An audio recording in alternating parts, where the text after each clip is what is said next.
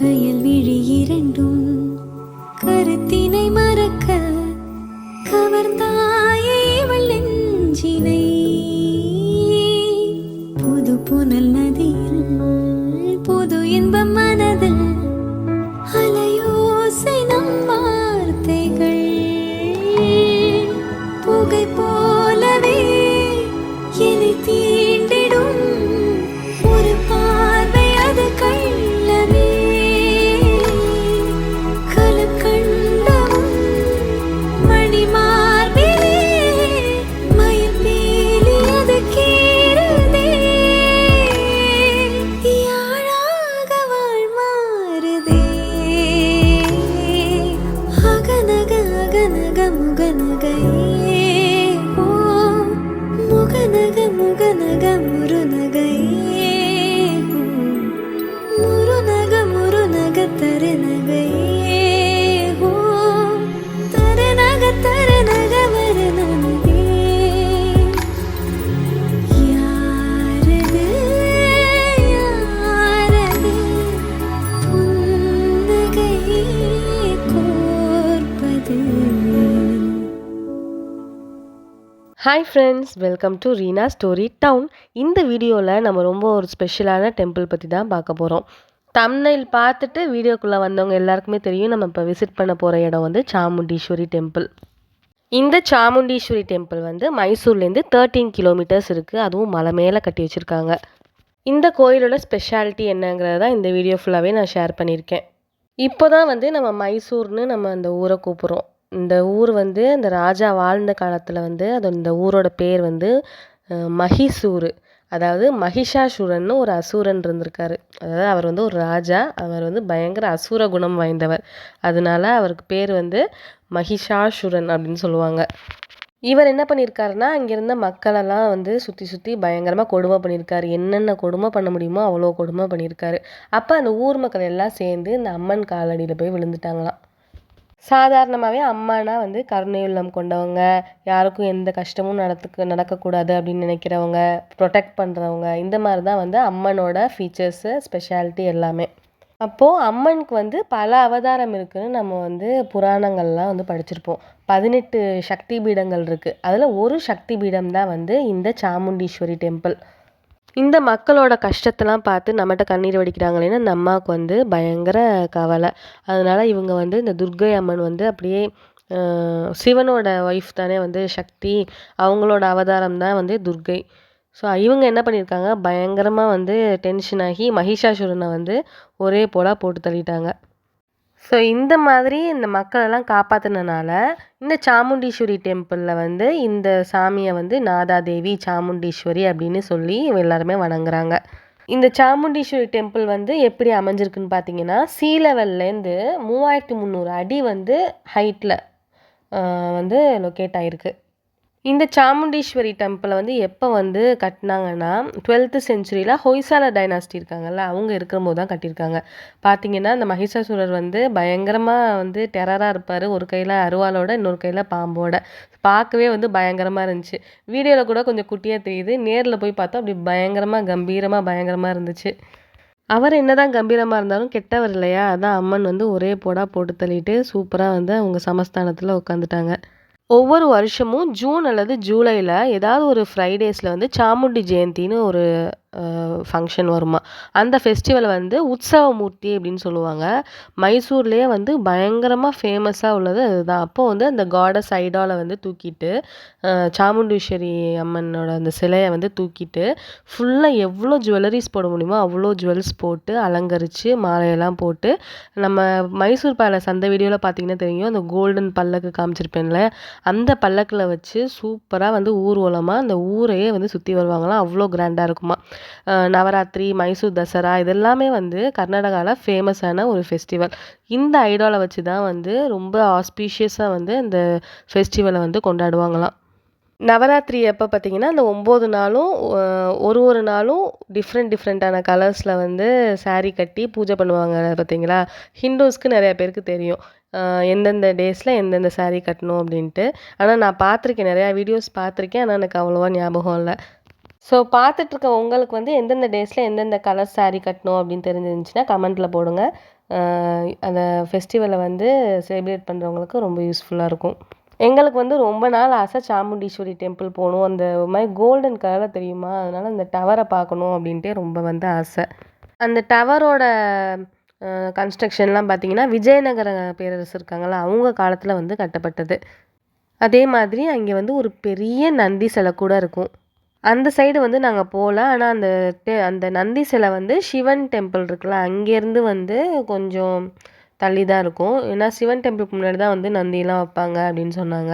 அந்த நந்தி ஸ்டாச்சு பார்த்தீங்கன்னா பயங்கர ஹைட்டாக இருக்கும், நல்லா பெருசாக இருக்கும், கிரானைட்லேயே வந்து செஞ்சுருப்பாங்க. ரொம்ப ஸ்பெஷலாக இருக்கும் பார்க்குறதுக்கே. ஸோ உங்களுக்கு சான்ஸ் கிடச்சிச்சின்னா கண்டிப்பாக போய் விசிட் பண்ணி பாருங்கள். அங்கே இருக்கிற நந்தி சிலையே வந்து 15 அடி வந்து உயரமாக இருக்குமா. ஆனால் அதோட பெல்லெல்லாம் பார்த்தீங்கன்னா 24 அடிக்கு மேலே இருக்குமா. அவ்வளோ பெரிய பெல்ஸ் வந்து அப்படியே மாலை மாதிரி போட்டு அவ்வளோ சூப்பராக இருக்குமா. ஸோ பத்திரகாளியாக மாறி மகிஷாசுரனை வந்து வதம் செஞ்ச சாமுண்டீஸ்வரி டெம்பிளை தான் இப்போ வந்து நம்ம பார்த்துட்ருக்கோம். இவங்க பூஜை பண்ணுற டைம் பார்த்தீங்கன்னா காலையில் 7:30லேருந்து 10 மணி வரைக்கும், அப்புறம் 12லேருந்து 3:30 வரைக்கும் தான் வந்து இந்த ஆரத்திலாம் எடுத்து பூஜைலாம் பண்ணுவாங்கள்ல அந்த ஒரு ப்ரொசீஜர்லாம் வந்து பண்ணுவாங்களாம்.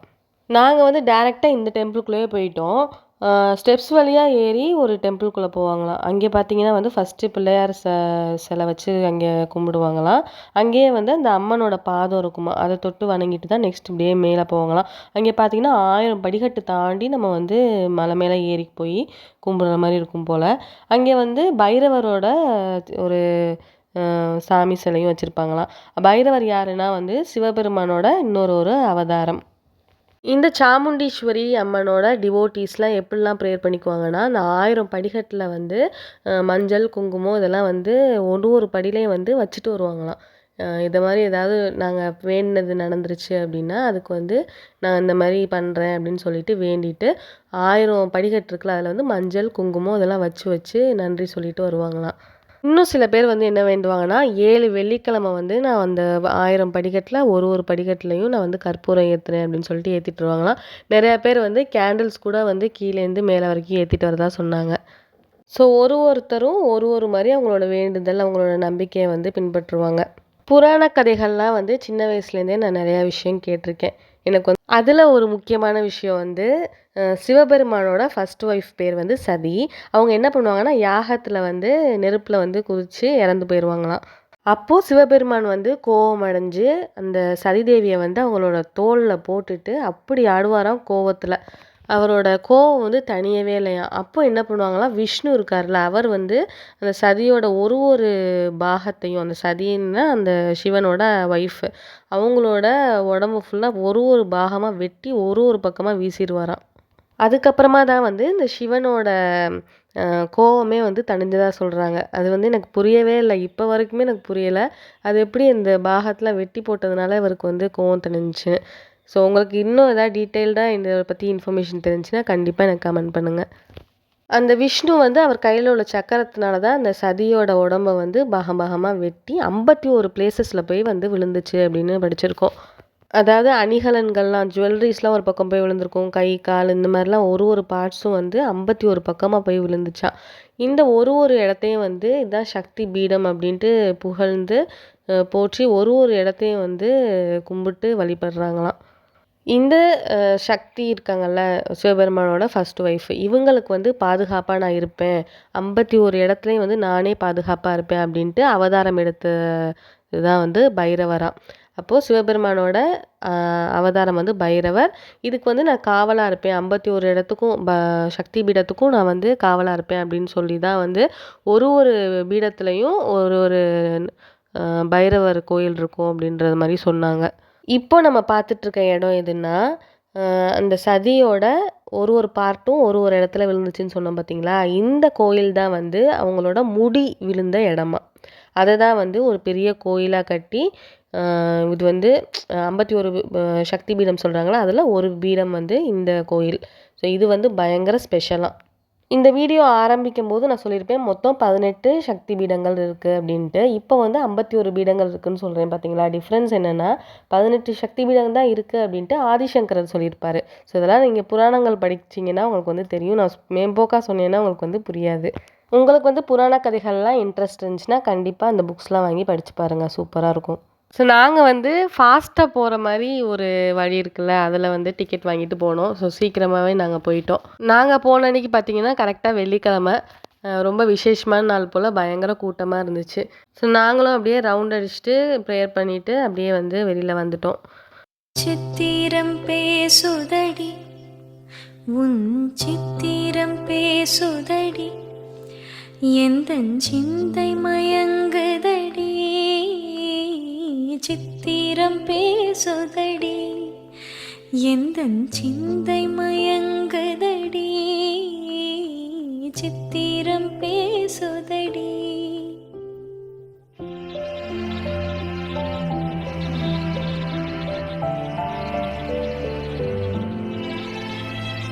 முத்துச்சரங்களைப் போல்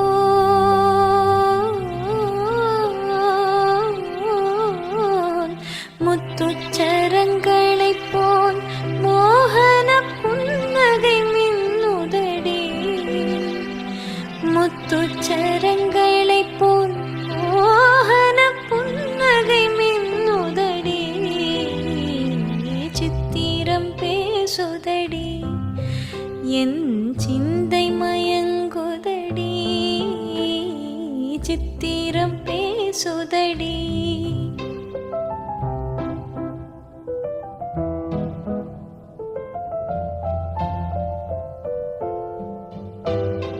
தாவும் கொடி மேலே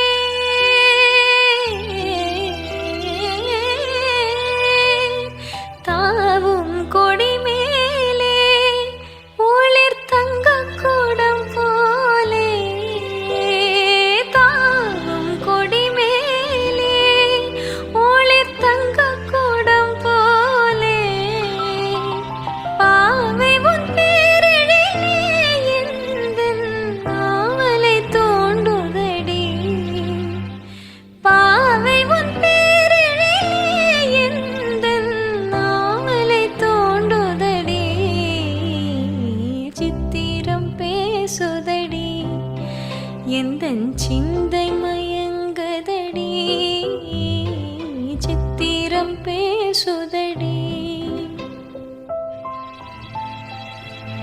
என் மனம் நீ அறிவாய் உந்தன் எண்ணமும் நான் அறிவேன் என் மனம் நீ அறிவாய் உந்தன் எண்ணமும் நான் அறிவேன் இன்னமும் ஊமையைப் போல் மௌனம் ஏன் அடித்தேன் மொழியே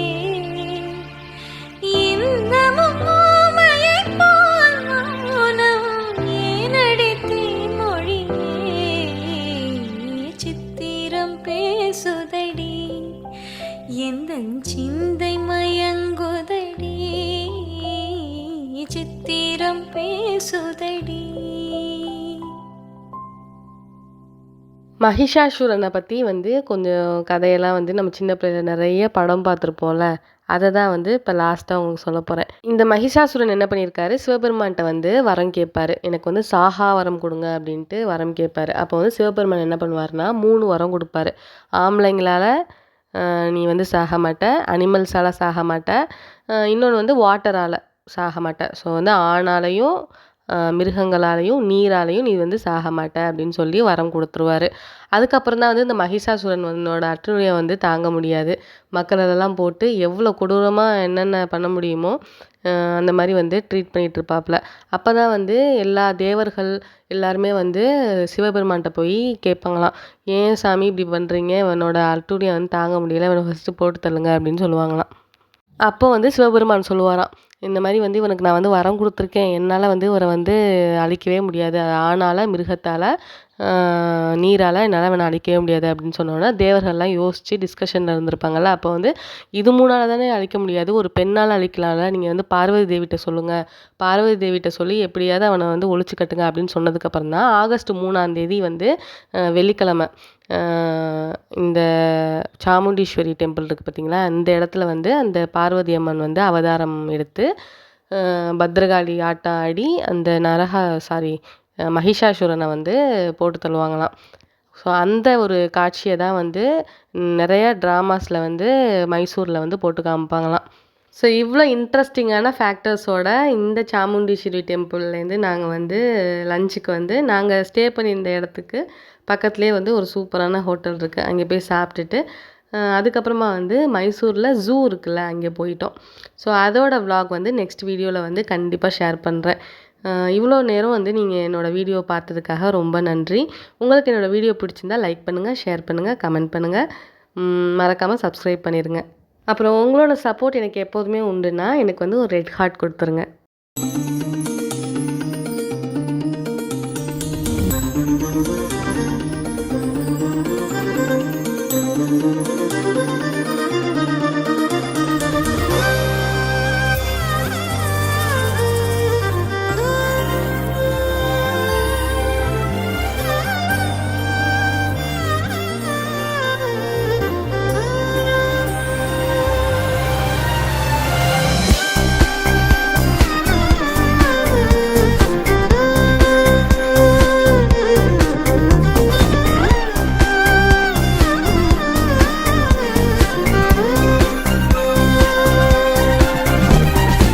நெக்ஸ்ட் ஒரு இன்ட்ரெஸ்டிங்கான விலாகில் சந்திக்கலாம். தேங்க்ஸ் ஃபார் வாட்சிங்.